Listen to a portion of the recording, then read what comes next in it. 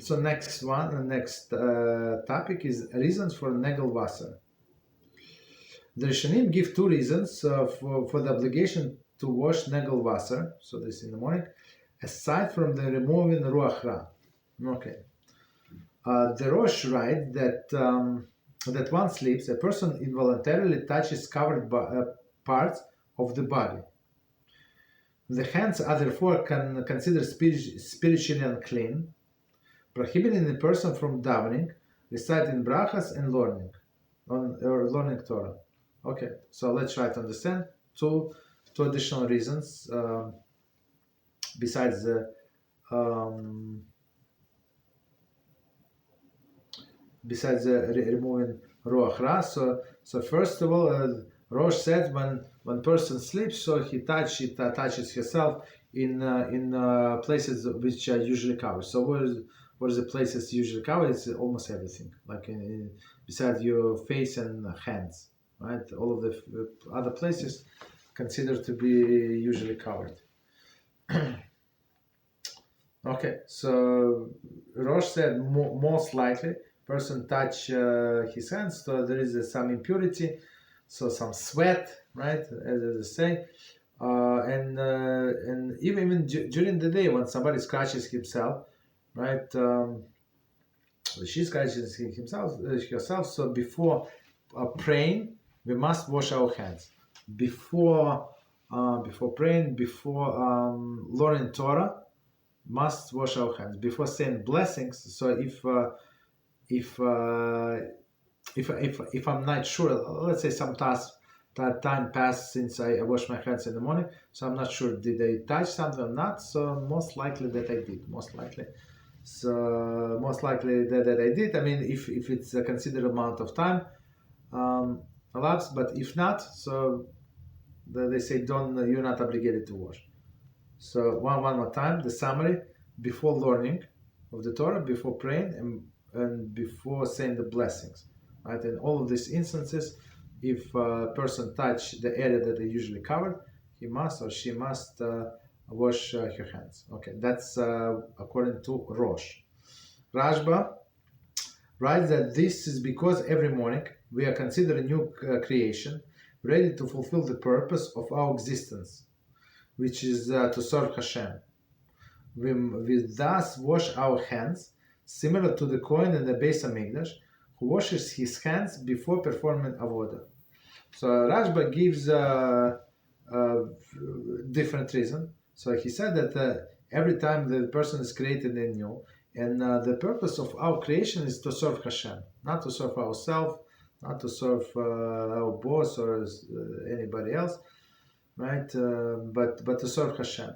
So, and since this person is a new creation in some sense, and plus it's a new service that is going to start this morning, so we in some sense as a Kohanim and a Beis Hamikdash in our holy temple, right? So a Kohen always had to sanctify his hands and his feet, right? There was like special container called Shiur and lever, I think they call it in English.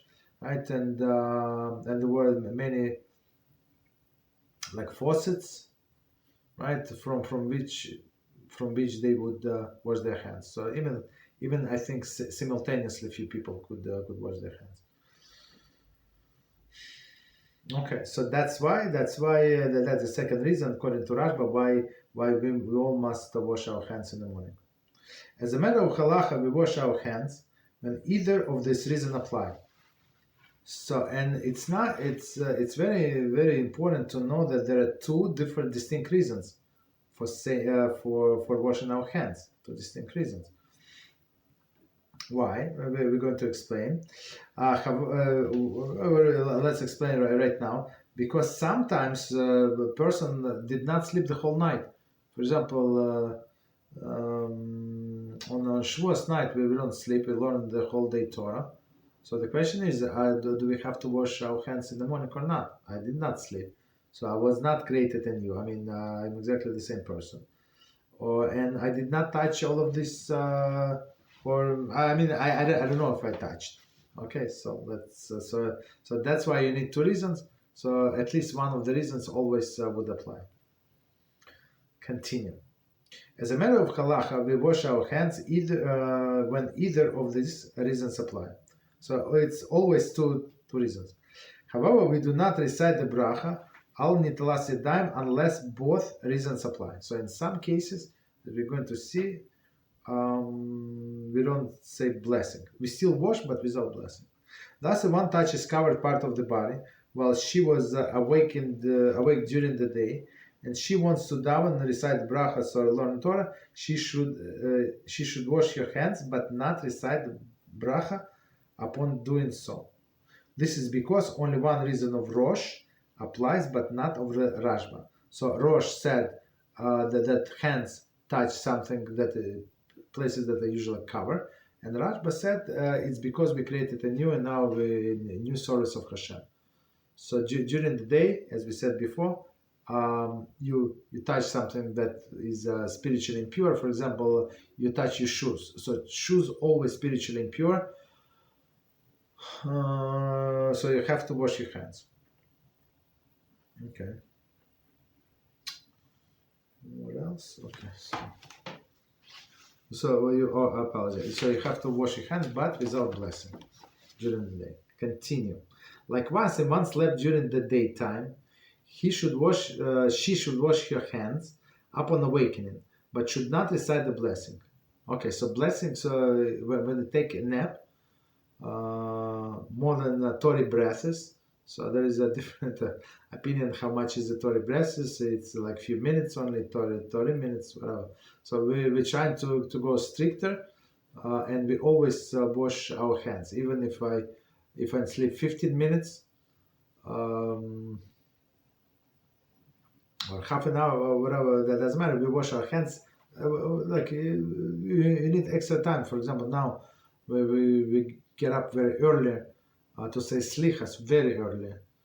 At least some people, right? So after a person comes home from the shul, so maybe he wants to take a 30 minutes nap.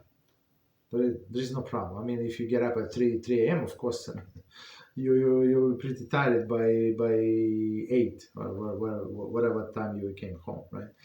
So you can take a nap. So you would wash your hands, but without any blessings. Okay. So once again, the reason for the Rosh applies, right? But not the reason for the Rashba, since only in the morning a person is considered new creation. So now, just because, I mean, maybe you will get re-energized. Maybe you say, I'm not, now I refreshed, I'm like a baby. Okay, that's what you say, but according to the Rashba, it's not exactly so.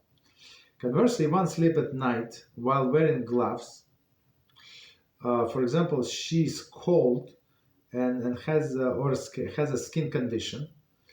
When the reason of the Rosh does not apply, because your hands would not have become spiritually defiled, right? However, the Rashba reason is still relevant because in the morning she becomes a new creation, right? So in this case, right? So she would say, but without wash, but without the blessing. Why? Because the second condition does not apply. Because she was wearing the gloves, so of course she did not touch all of these areas that are usually covered. I mean, touched, but with the gloves. And we had a student, many years ago, and this poor lady, she had this skin condition, and it was the doctor forbade her to wash to wet her hands, like to minimize, like up to the minimum of the minimum washing of the hands. It was terrible condition, unfortunately, poor lady. So she would wear these gloves.